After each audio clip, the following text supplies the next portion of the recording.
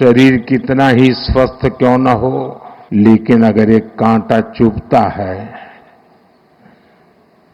तो पूरा शरीर परेशान रहता है। अब हमने तय कर लिया है उस कांटे को निकाल के रहेंगे।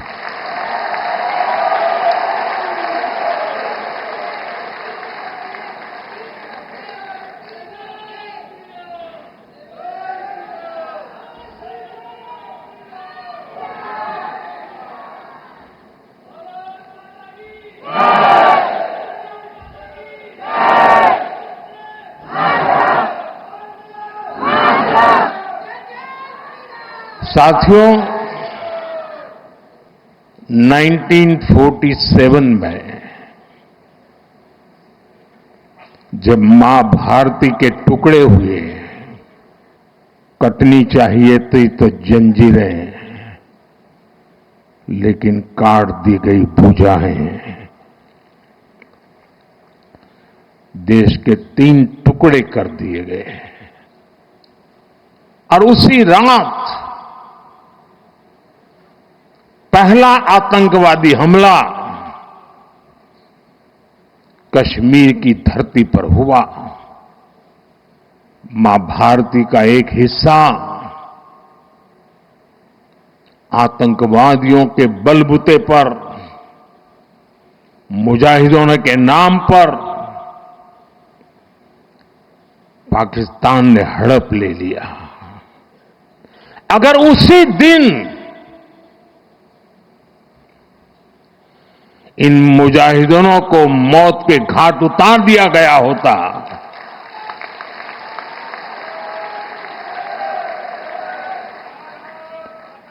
और सरदार पटेल की इच्छा थी कि पीओके वापस नहीं आता है तब तक सेना रुकनी नहीं चाहिए, लेकिन सरदार साहब की बात मानी नहीं गई और ये मुजाहिदीन जो लहू चख गए थे, वो सिलसिला 75 साल से चला है। पहलगाम में भी उसी का विकृत रूप था। 75 साल तक हम झेलते रहे और पाकिस्तान के साथ जब युद्ध का नौबत आई, तीनों बार भारत की सैन्य शक्ति ने पाकिस्तान को धूल चटा दी और पाकिस्तान समझ गया कि लड़ाई में वो भारत से जीत नहीं सकते हैं और इसलिए उसने प्रॉक्सी वॉर चालू किया। सैन्य प्रशिक्षण होता है, सैन्य प्रशिक्षित आतंकवादी भारत भेजे जाते हैं और निर्दोष निहत्थे लोग, कोई यात्रा करने गया है, कोई बस में जा रहा है, कोई होटल में बैठा है, कोई टूरिस्ट बन के जा रहा है, जहां मौका मिला वे मारते रहे, मारते रहे, मारते रहे और हम सहते रहे। आप मुझे बताइए, क्या ये अब सहना चाहिए? क्या गोली का जवाब गोले से देना चाहिए? ईंट का जवाब पत्थर से देना चाहिए? ये कांटे को जल मुर्द से उखाड़ देना चाहिए?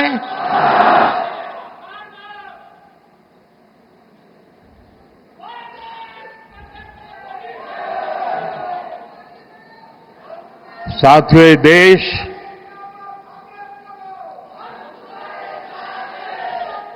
उस महान सांस्कृतिक परंपरा को लेकर के चला है, वसुधैव कुटुंबकम। ये हमारे संस्कार है, ये हमारा चरित्र है, सदियों से हमने इसे जिया है। हम पूरे विश्व को एक परिवार मानते हैं। हम अपने पड़ोसियों का भी सुख चाहते हैं, वे भी सुख चैन से जिए, हमें भी सुख चैन से जीने दे। ये हमारा हजारों साल से चिंतन रहा है। लेकिन जब बार बार हमारे सामर्थ्य को ललकारा जाए तो ये देश वीरों की भी भूमि है।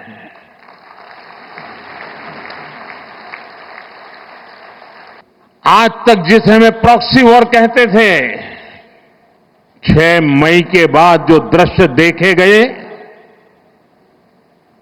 उसके बाद हम इसे प्रॉक्सी वॉर कहने की गलती नहीं कर सकते हैं। और इसका कारण है, जब आतंकवाद के 9 ठिकाने तय करके 22 मिनट में, साथियों 22 मिनट में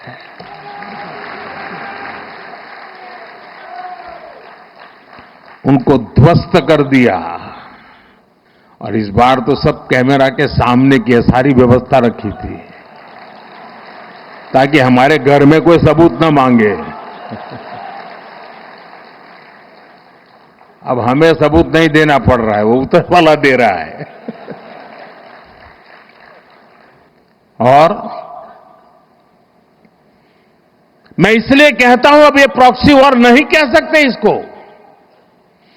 क्योंकि जो आतंकवादियों के जनाजे निकले 6 मई के बाद, जिनका कत्ल हुआ, उस जनाजे को स्टेट ऑनर दिया गया पाकिस्तान में। उनके कॉफिन पे पाकिस्तान के झंडे लगाए गए, उनकी सेना ने उनको सैल्यूट दी। ये सिद्ध करता है कि आतंकवादी गतिविधि ये प्रॉक्सी वॉर नहीं है, ये आपकी सोची समझी युद्ध की रणनीति है। आप वॉर ही कर रहे हैं, तो उसका जवाब भी वैसे ही मिलेगा।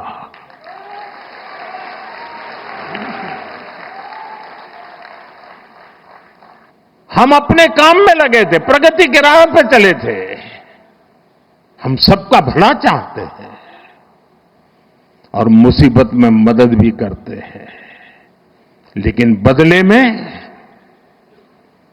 खून की नदियां बहती है। मैं नई पीढ़ी को कहना चाहता हूं, देश को कैसे बर्बाद किया गया है। 1960 में जो इंडस वाटर ट्रीटी हुई है, अगर उसकी बारीकी में जाएंगे तो आप चौंक जाएंगे। यहां तक तय हुआ है उसमें कि जो जम्मू कश्मीर की अन्य नदियों पर डैम बने हैं, उन डैम का सफाई का काम नहीं किया जाएगा, डिसिल्टिंग नहीं किया जाएगा, सफाई के लिए जो नीचे की तरफ गेट है वो नहीं खोले जाएंगे। 60 साल तक ये गेट नहीं खोले गए और जिसमें 100% पानी भरना चाहिए था, धीरे धीरे इसकी कैपेसिटी कम हो गई, 2%, 3% रह गया। क्या मेरे देशवासियों को पानी पर अधिकार नहीं है क्या? उनको उनके हक का पानी मिलना चाहिए, नहीं मिलना चाहिए क्या? और अभी तो मैंने कुछ ज्यादा किया नहीं है।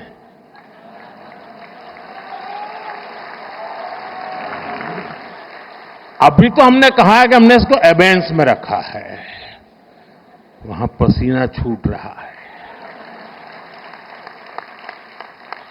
और हमने डैम थोड़े खोल करके सफाई शुरू की, जो कूड़ा कचरा था वो निकाल रहे हैं। इतने से वहां फ्लड आ जाता है। साथियों, हम किसी से दुश्मनी नहीं चाहते हैं, हम सुख चैन की जिंदगी जीना चाहते हैं। हम प्रगति भी इसलिए करना चाहते हैं कि विश्व की भलाई में हम भी कुछ योगदान कर सके। और इसीलिए हम एक निष्ठ भाव से कोटि कोटि भारतीयों के कल्याण के लिए प्रतिबद्धता के साथ काम कर रहे हैं।